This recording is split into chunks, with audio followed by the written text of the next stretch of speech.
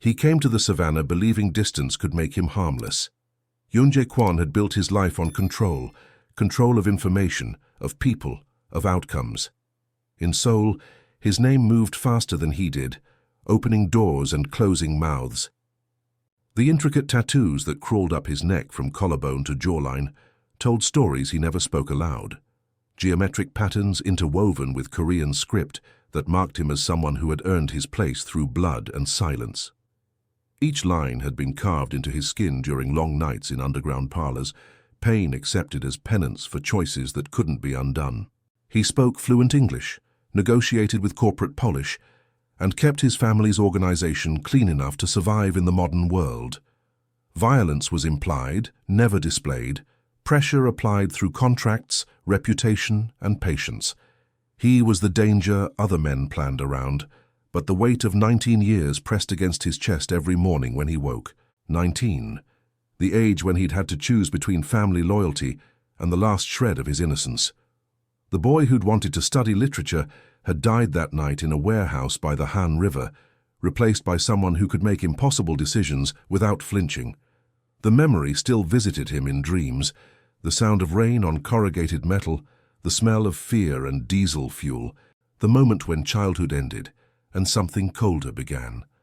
The tattoos had come later, each line a commitment to never going back, each symbol a reminder of the price of power. His first love, Minji, had been the casualty of that transformation. When rival families started targeting anyone close to him, he'd pushed her away without explanation. She'd begged for reasons he couldn't give, cried for a man who was already gone.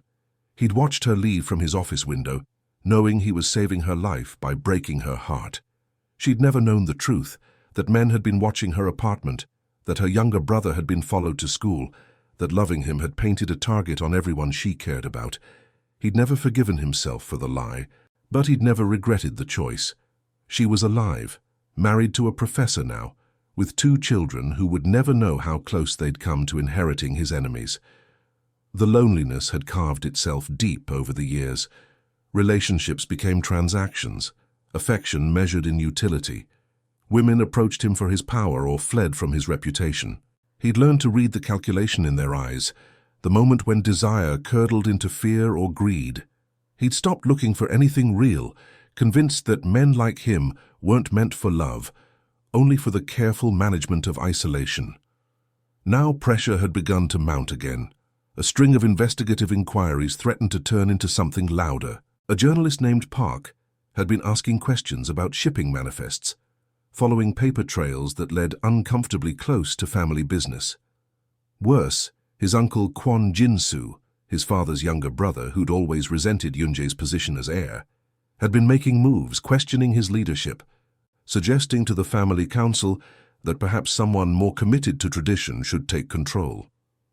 His grandmother, Madame Kwon, the matriarch who had architected the family's rise from street-level protection to international influence, wanted him to prove he was still sharp, still ruthless when needed. Her voice carried the weight of tradition and expectation, the unspoken threat that weakness would not be tolerated. "You've grown soft," she'd said during their last meeting, her eyes sharp despite her 83 years. Comfortable. Comfort kills more men than bullets. His advisors urged him to disappear briefly, to let the noise settle while they handled the journalist problem, through channels both legal and otherwise. Yoon-jae chose the farthest place he could think of that still accepted private flights, a conservation reserve on the edge of the African savannah. He told himself it was a vacation. He told himself the land would be quiet. He told himself he could outrun the ghost of who he used to be.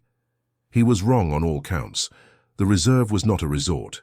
It was a living system stitched into a harsh environment, with solar arrays, aging generators, water pumps, and a staff that moved with practiced efficiency. The grass stretched endlessly beneath a sky that offered no shelter from sun or judgment.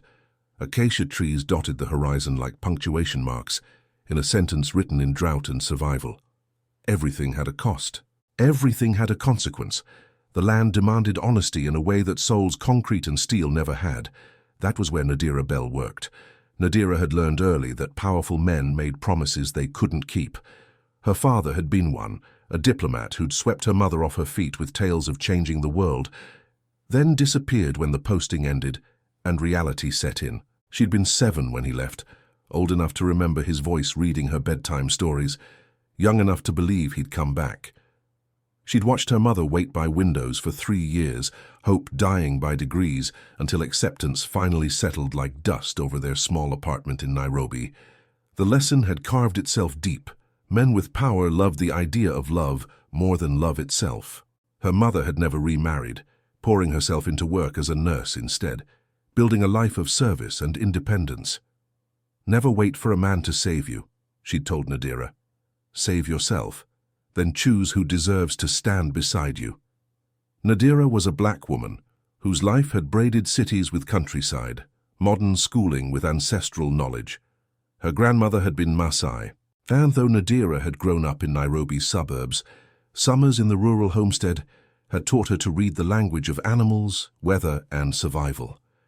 She'd learned to track by footprint and scat, to predict rain by the behavior of insects, to understand that respect was earned through patience and consistency, never demanded through force. Her hair was usually secured back beneath a practical cap, not for style but necessity, though it fell in natural coils that caught sunlight like captured gold when freed.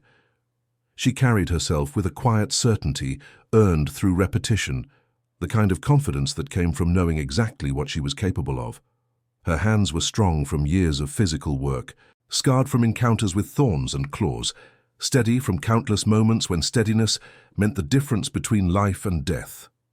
At the reserve, she was a senior caretaker, assigned to a pride of rehabilitated lions, animals too wild for captivity, too compromised for release, living in the narrow space between. Like her in some ways, too independent for most men, too complicated for simple relationships. Her last boyfriend, Marcus, had been a banker who'd loved her intelligence until it challenged his assumptions, admired her strength until it made him feel weak. He'd wanted to rescue her from the dangerous work with lions, couldn't understand why she'd choose animals over the comfortable life he could provide in the city. "You're wasting yourself out there," he'd said during their final argument. "You could be someone important." "I am someone important," she'd replied, "just not to you."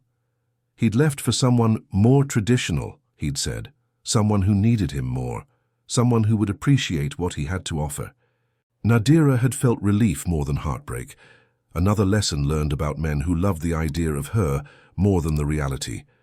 She did not romanticize the lions. She respected them. They were apex predators who could kill her with a casual swipe, but they were also individuals with personalities, preferences, fears. She knew which ones were playful, which were territorial, which would test boundaries, and which would respect them. The work required constant vigilance, perfect consistency, and absolute honesty about her own limitations. When Yunje arrived, Nadira was assigned to orient him. She did not know who he really was, only that he had funded a portion of the reserve through a donor intermediary.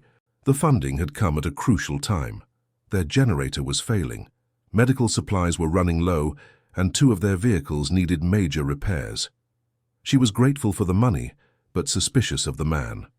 Rich donors usually wanted photo opportunities and tax write-offs, not genuine engagement with the work. She did not thank him for the donation. She told him the rules.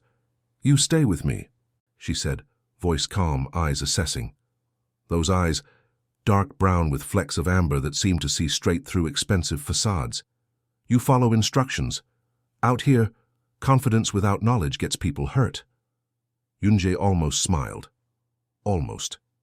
Something about the way she looked at him, like he was just another city man who needed to learn his place, both irritated and intrigued him. The red polo shirt he'd chosen that morning suddenly felt garish against the muted earth tones of her work clothes, marking him as clearly foreign to this world. His expensive watch caught the light, another signal of wealth that meant nothing here. "And if I don't?" he asked, not challenging, just curious.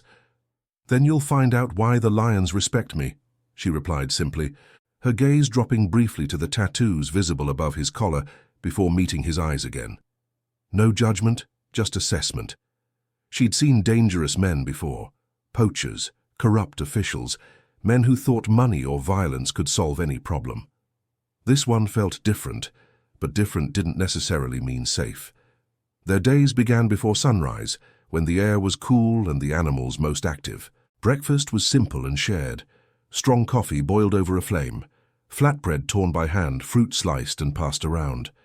Rangers gathered without ceremony, trading updates and jokes in a mixture of English and Swahili. Nadira ate with focus, not scarcity, but Yunji noticed she always made sure everyone else was served first. It was a small thing, but it spoke to leadership earned through service rather than demanded through position. He noticed everything about her, actually.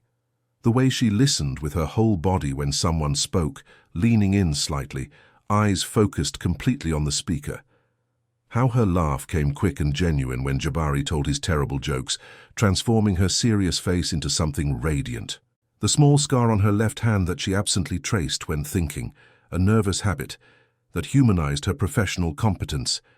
How she moved through the camp like she belonged to it, every gesture economical and purposeful, no energy wasted on performance or pretense. "This is it?" he asked, not unkindly, watching her portion out the last of the coffee with careful precision. "This is enough," Nadira replied, but she was studying him too. The way he'd automatically reached for his wallet when the generator fund was mentioned, then caught himself when he realized the inappropriateness of the gesture. How he'd stepped aside to let Zola pass without being asked, a courtesy so automatic it seemed unconscious. Small things. Telling things. Maybe he wasn't like the other rich men who'd passed through here. She showed him the showers, cold water drawn from tanks fed by pumps that depended on the generators. The water was precious, rationed carefully, heated only by the sun. He flinched at the shock of cold water hitting his skin, then endured it because she was waiting outside, and he didn't want her to think him soft. The cold was brutal, stealing his breath, but he forced himself to complete the ritual without complaint. When he emerged, towel wrapped around his waist, she was checking the water levels with professional focus. But when she turned to hand him a clean shirt, one of the spare work shirts they kept for volunteers, her fingers brushed his as steam rose between them. The contact lasted a heartbeat too long, and he caught the way her breath hitched slightly, the way her eyes widened before she looked away. "Water's limited," she said, stepping back quickly, her eyes carefully avoiding the tattoos that decorated his chest and arms. The ink told stories she couldn't read, but recognized as significant, symbols of belonging, of commitment, of a life lived outside conventional boundaries. "But you'll get used to it." He doubted that, just like he doubted he'd get used to the way his skin still tingled where she'd touched him, or how her deliberate avoidance of looking at his body somehow made him more aware of it than any stare ever had. The work shirt she'd given him smelled faintly of sun and soap, practical and clean in a way that felt foreign after years of expensive fabrics and designer labels. Later, Nadira took him out in a jeep to begin his education about the reserve. She drove with competent ease over terrain that would have challenged most drivers, her hands steady on the wheel, her body swaying naturally with the vehicle's movement. The jeep was old but well maintained, every surface worn smooth by use but functioning perfectly. He sat beside her, hands empty, trying not to notice how the sun brought out the golden undertones in her dark skin, or how completely at home she seemed in this harsh landscape.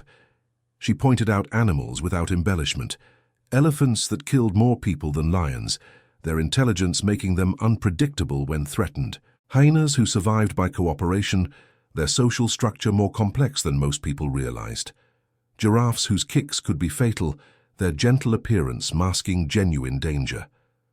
The savanna was not a metaphor. It was a rulebook, written in bone and patience where survival depended on understanding rather than dominance. "You're not what I expected," she said suddenly, eyes still on the road as they navigated around a termite mound. "What did you expected?" Someone who'd complain more, demand special treatment. She glanced at him, taking in the way he'd rolled up his sleeves, how dust had already settled into the fabric of his expensive shirt without any complaint from him. "Rich men usually do. I'm not most rich men." "No," she agreed, something unreadable in her voice. "You're not." The admission hung between them, neither quite sure what to do with it. He wasn't performing wealth or demanding deference. She wasn't performing gratitude or offering special treatment. They were just two people trying to figure each other out in a place where pretense was stripped away by heat and honesty. They stopped at a safe distance from a resting pride. The lions were not staged for tourist photos. They were simply there, magnificent and dangerous and utterly indifferent to human wealth or status. Yunje felt something primal stir in his chest, a recognition of power that couldn't be bought or negotiated with. These animals commanded respect through presence alone, their authority absolute within their domain. "This is their home," Nadira said, her voice softer now, filled with genuine reverence. "We borrow space." Yunje felt something shift inside him. In his world, space was taken, controlled, defended through force or threat. Territory was claimed and held through violence or the credible promise of violence. Here, it was earned through respect and understanding, maintained through careful balance rather than domination. "They're beautiful," he said, and meant it. "They're survivors." She turned to look at him fully, and he felt the weight of her assessment. Like recognizes like, I suppose. The words hit deeper than they should have. When was the last time someone had looked at him and seen a survivor instead of a threat? When had anyone looked past the tattoos and the reputation to see the man who'd had to fight for every breath, every choice, every moment of peace? At the reserve, Nadira worked with a tight-knit team that had become family over years of shared purpose and mutual dependence. There was Jabari Ndlovu, a veteran ranger with a voice like gravel and a habit of humming while he checked fence lines. Ashamwangi was the logistics coordinator who tracked supplies with fierce precision and laughed at stress like it was a dare. Kofi Mensah was the generator technician whose hands knew every bolt by feel and who slept lightly because he listened for changes in sound that might indicate mechanical problems. Zola Dlamini was a young ranger still learning when to trust her instincts, eager and brave but still building the experience that would keep her alive in dangerous situations. And Samuel Okoro was the reserve's director, who balanced donor calls with community meetings and carried the weight of underfunding like a second spine. They respected Nadira. They trusted her judgment around the lions. When she spoke, people listened, not because she demanded attention, but because her words carried the weight of earned authority. She'd proven herself through consistency and competence, building trust through daily demonstrations of skill and judgment. Yunji noticed the dynamics, recognized the signs of genuine leadership. He also noticed how she deflected personal questions, how she changed the subject whenever someone mentioned her life before the reserve. Everyone had secrets here, it seemed, but hers felt particularly well guarded. She'd built walls around certain topics, redirecting conversations with practiced ease whenever they ventured too close to protected territory. At first, attraction came like a slow burn, building through shared experiences and gradual revelation. It grew through competence and vulnerability, through shared early mornings and the ritual of checking the generator shed together at dusk. The work was routine but essential, counting fuel, checking connections, listening to the mechanical heartbeat that kept their small civilization functioning. She would count fuel while he held the flashlight, their shoulders brushing in the confined space. The air always felt charged during those moments, thick with unspoken awareness and the kind of tension that made ordinary tasks feel significant. "You don't have to help," she said one evening, but she didn't move away when his arm pressed against hers as he reached for a wrench. "I want to," he replied, and meant it in ways that had nothing to do with generators or mechanical maintenance. The breakthrough came during a fence repair that should have been routine. A thorn pierced his palm as he helped stretch wire, and Nadira cleaned the wound with steady hands and professional competence. But when she looked up to check if she was hurting him, their faces were inches apart. The antiseptic stung less than the way she was looking at him, like she was seeing something she didn't want, something that complicated the careful boundaries she'd established. "You should be more careful," she whispered, her breath warm against his skin. "Should I?" His voice came out rougher than intended, betraying the effect her proximity was having on him. For a moment, the world narrowed to the space between them, to the way her fingers still held his hand, to the pulse he could see beating at the base of her throat. The moment stretched, heavy with possibility and the weight of choices that couldn't be undone. Then a radio crackled with Jabari's voice reporting a problem with the north fence, and she pulled away, leaving him with bandaged hands and a racing heart. That was when the external threat surfaced, forcing them to work together in ways that revealed new depths of character and competence. The trouble began with a phone call that shattered the morning quiet. Samuel's face went pale as he listened, his usual calm cracking under the weight of what he was hearing. When he hung up, the entire team gathered around him with the instinct of people who'd learned to read danger in each other's expressions. "The Mombasa Wildlife Trust was hit last night," Samuel said, his voice tight with controlled anger. "Professional job. They took everything, medical supplies, equipment, vehicles, but that's not the worst part." He paused, looking directly at Yunje with an expression that made something cold settle in his stomach. They knew exactly what to take and where to find it. Someone gave them detailed intelligence about the facility's layout, security protocols, even which supplies were most valuable. This wasn't random crime, it was corporate espionage with a conservation target. Asha pulled up news reports on her tablet, her fingers flying across the screen. 3 other reserves hit in the past month. All the same pattern. Professional, precise, targeted. Someone systematically dismantling conservation efforts across East Africa. Yunje felt the familiar chill of recognition. This had the hallmarks of organized business, the kind of systematic exploitation that required significant backing and coordination. But why target conservation efforts? What was the end game? "There's more," Samuel continued, his eyes never leaving Yunji's face. "The Mombasa attack happened 12 hours after their largest donor made a surprise visit. A wealthy businessman from Asia who'd been asking detailed questions about their operations. The implication hung heavy in the air. Nadira's eyes found his across the circle, and he saw the exact moment when suspicion crystallized into something harder. She didn't say anything, but she didn't need to. The question was written clearly in her expression. "What aren't you telling us?" "I can help," Yunje said quietly, but the words felt inadequate against the weight of what was happening. "Can you?" Nadira's voice was carefully neutral, but he caught the edge underneath.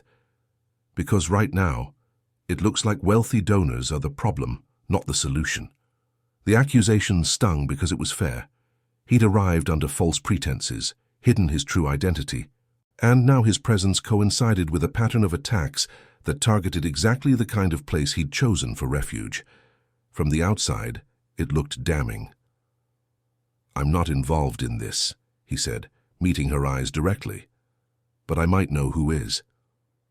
The admission opened a door he wasn't sure he could close again, because if his suspicions were correct, if his uncle Jinsu was behind this, then Yunje's presence here had made the reserve a target.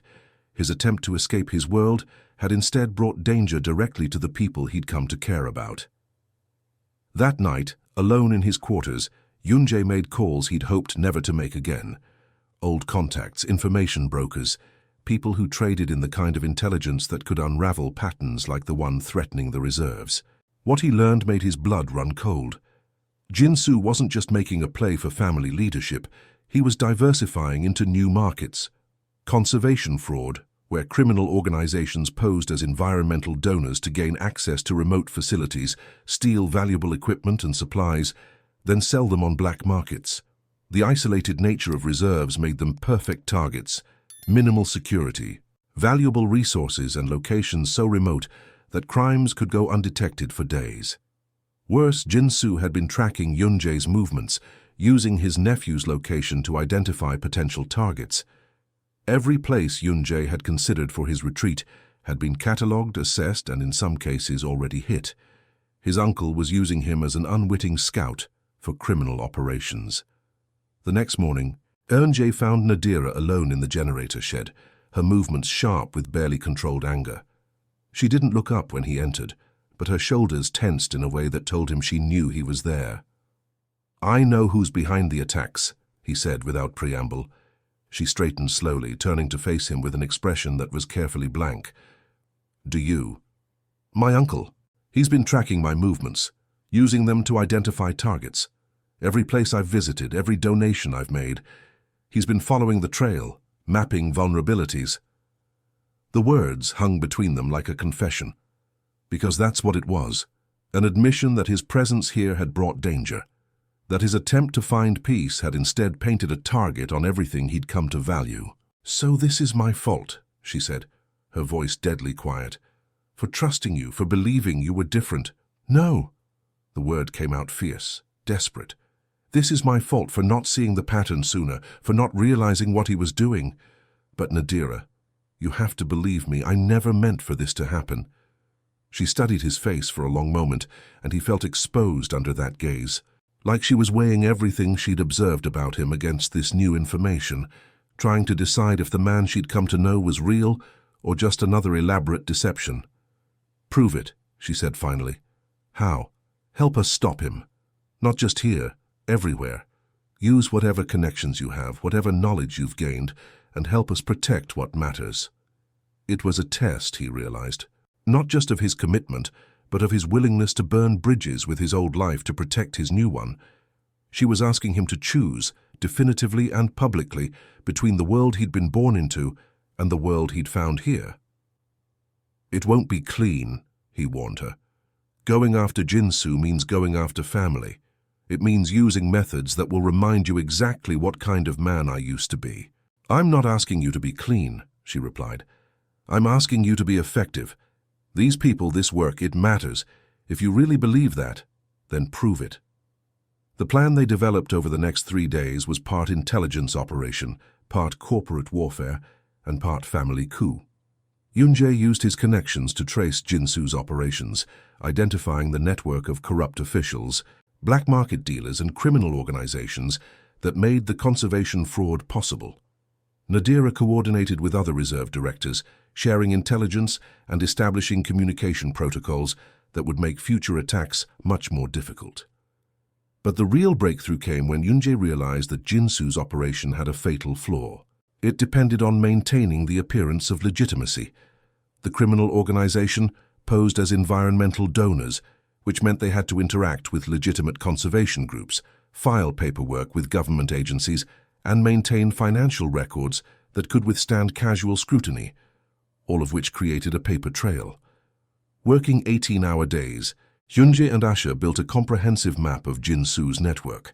Every fake charity, every shell company, every corrupt official who'd been paid to look the other way. It was a masterpiece of forensic accounting, the kind of detailed intelligence that could bring down an entire criminal enterprise. But intelligence was only valuable if you knew how to use it. The confrontation came during a family council meeting that Yunjae attended via video call from the reserve's main building.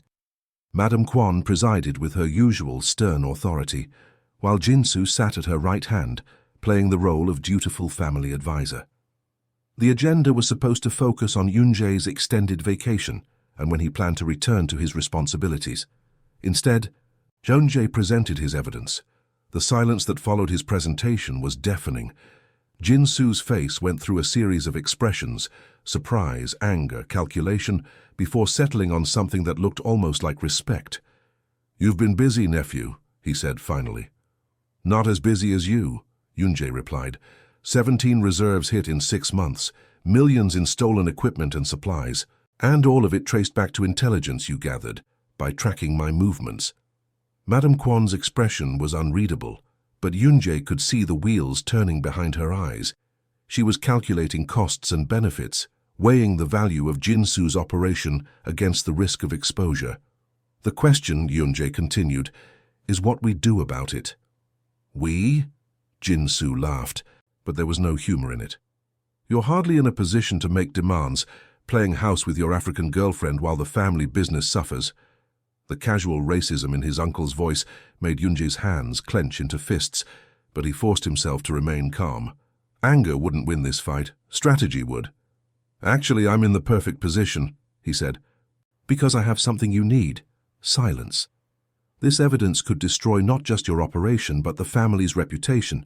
International headlines, government investigations, the kind of attention that makes legitimate business impossible." "You wouldn't," Jinsu said, but uncertainty flickered in his eyes. "Try me." The negotiation that followed was brutal and complex, conducted in the coded language of family politics and criminal enterprise. In the end, Jinsu agreed to shut down the conservation fraud operation in exchange for Yunjae's silence about past activities. The family would divest from all criminal enterprises within 2 years, transitioning to completely legitimate business operations. It wasn't perfect justice, but it was effective protection. Madame Kwon's final words stayed with him long after the call ended. "You've chosen your path, Yunji. Make sure it's one you can live with." The aftermath brought changes that rippled through both their worlds. The reserve received an anonymous donation large enough to fund operations for the next 5 years, channeled through a legitimate foundation that Yunjae established using his own resources. Other reserves across East Africa reported similar windfalls, all traced to the same mysterious benefactor. Jinsu's operation collapsed within weeks, its network of corrupt officials and black market dealers scattered by coordinated law enforcement actions in 3 countries. The man himself disappeared, rumored to have fled to a country without extradition treaties, his influence within the family permanently broken. But the personal cost was higher than Yunjae had anticipated. The confrontation with his family had burned bridges that couldn't be rebuilt. His position as heir was effectively forfeit, his access to family resources severely limited. He'd chosen protection over power, principle over profit, and the price was exile from the only world he'd ever known. Nadira found him sitting alone by the fence line 3 days after the family meeting, staring out at the savanna with an expression she couldn't read. "Regrets?" she asked, settling beside him on the rough wooden bench. "About stopping Jinsu?" "No." He was quiet for a moment, then added, "About the cost. Sometimes. What will you do now?"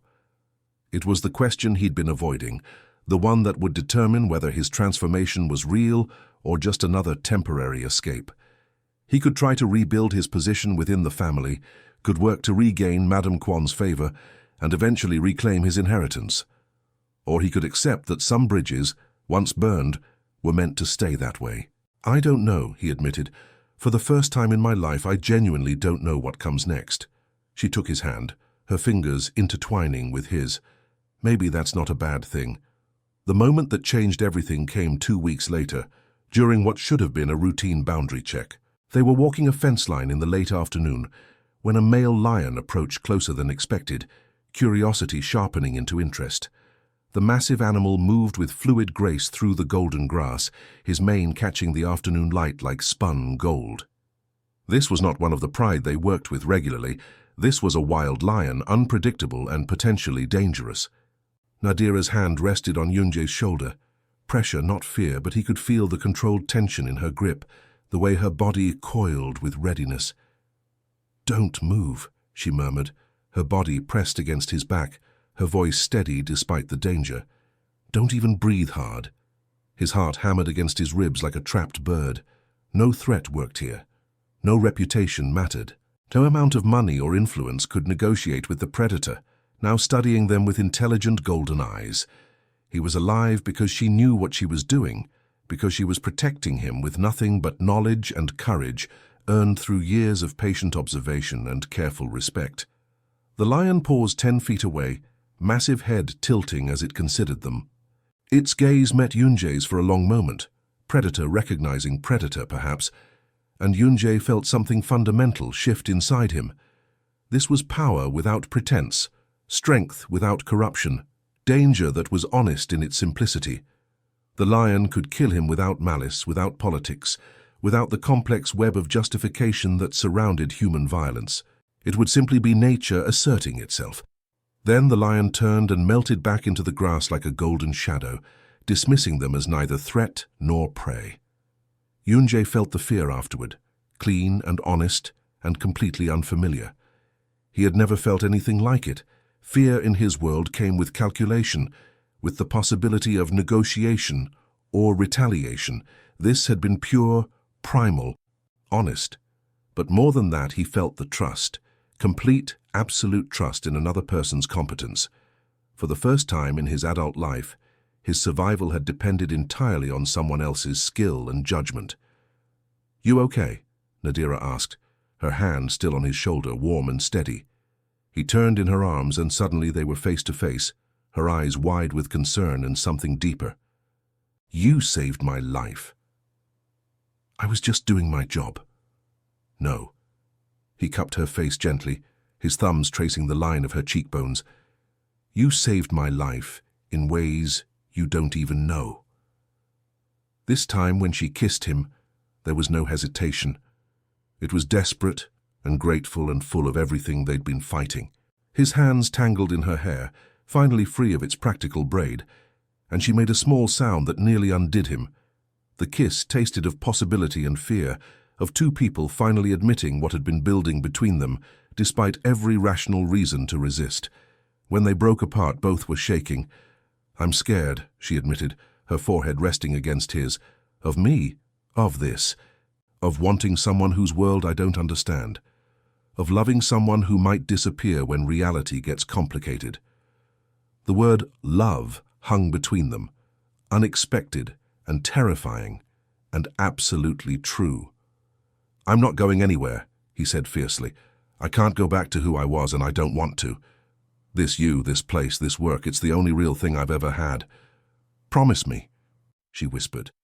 Promise me you won't run when it gets hard. I promise, he replied, and meant it with every fiber of his being. That night, under a sky indifferent to his past, Yoonjae told Nadira everything. Not just the shape of his history, but the details. The violence, the choices, the prices paid and extracted.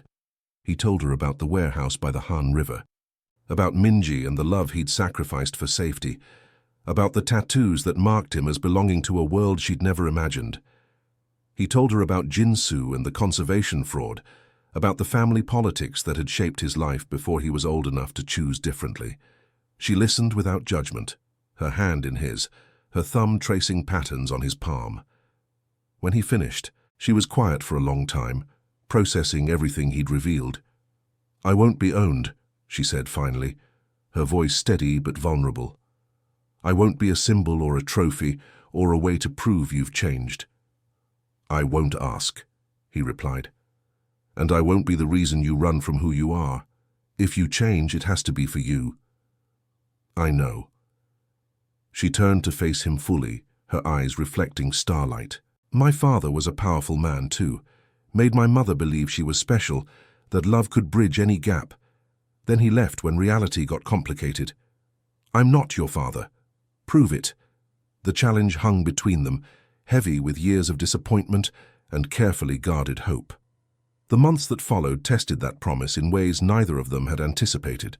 Yeonji's exile from his family brought financial pressures that forced difficult choices. The reserve's funding, while substantial, came with the understanding that it might be the last major donation they could expect.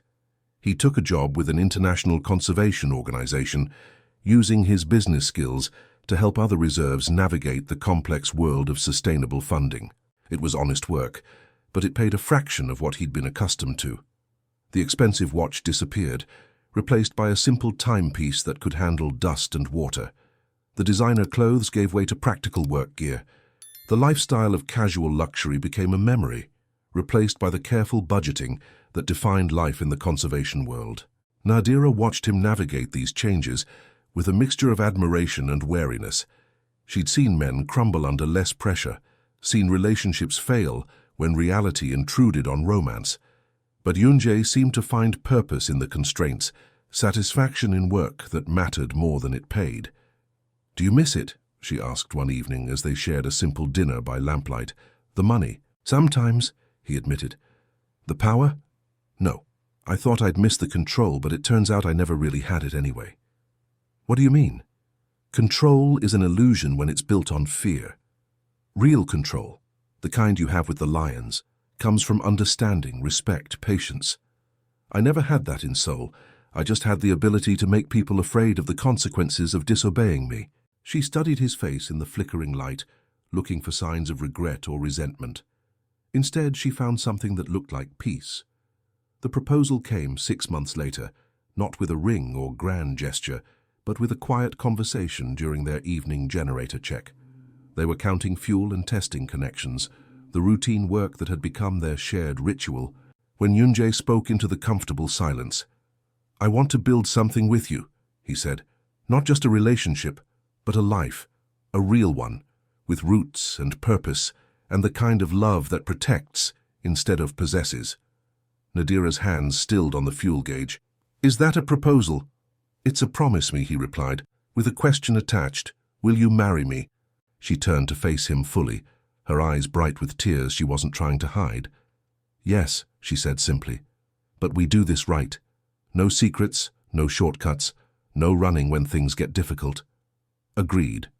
They married in the reserve 6 months later, surrounded by the team that had become family, with lions roaring approval in the distance. The ceremony was simple, honest, real. Everything their love had become. Madame Kwon did not attend, but she sent a gift, a traditional Korean wedding chest filled with family heirlooms, and a letter that read simply, "For the grandchildren I hope to meet someday." It was as close to forgiveness as she was capable of offering. Love did not dominate here. It protected, it nurtured, it transformed. And in the golden grass of the savanna, under the endless African sky, 2 survivors found that sometimes the most dangerous thing you can do is trust someone else to keep you safe, and discover that safety, real safety, comes not from control, but from connection, not from power, but from love that sees you clearly and chooses you anyway. The boy who had died at 19 was finally, truly buried. The man who remained had learned to live. Their first year of marriage brought challenges that tested every promise they'd made. Drought threatened the reserve's water supply. Political instability in the region made funding uncertain. Yoon-jae's estrangement from his family created complications when legal documents required family verification, but they faced each crisis together, building solutions through collaboration rather than control. When the drought hit, they implemented water conservation measures that became a model for other reserves. When funding became uncertain, they developed innovative partnerships with local communities that created sustainable income streams. When family politics threatened their legal status, they found alternative paths that didn't require reconciliation with Seoul. Each challenge overcome strengthened their partnership, proved that love built on respect and shared purpose could weather storms that would destroy relationships based on passion alone. 2 years after their wedding, Nadira gave birth to their daughter, a child who would grow up bilingual, bicultural, equally at home with Korean lullabies and Maasai stories. Yoon-jae held his daughter for the first time in the same generator shed where he'd first kissed her mother and felt the last pieces of his old self finally fall away. He was no longer the heir to a criminal empire or the exile from a powerful family. He was simply a father, a husband, a man who'd found his purpose in protection rather than power. The tattoos remained, but their meaning had evolved completely. No longer marks of violence, they had become reminders of a journey that led him home. And in the golden grass of the savanna, where lions roamed free and love grew wild, Seoul family built on choice rather than blood, proved that transformation was not only possible, it was the most powerful force in the world. This story teaches us that true transformation requires real sacrifice and difficult choices. Yoon-jae has discovered that changing your life means more than changing places. It means being willing to lose everything for what really matters. Nadira has learned that true love does not ignore someone's past, but requires total honesty and commitment to the future. Together, they proved that the strongest love is not the one that avoids conflicts, but the one that faces them together, building something new on the ruins of what came before. Sometimes, in order to find our true family, we need to be willing to lose the family we were born into. And sometimes the greatest courage is not to fight, but to choose peace, even when it costs everything we thought we wanted.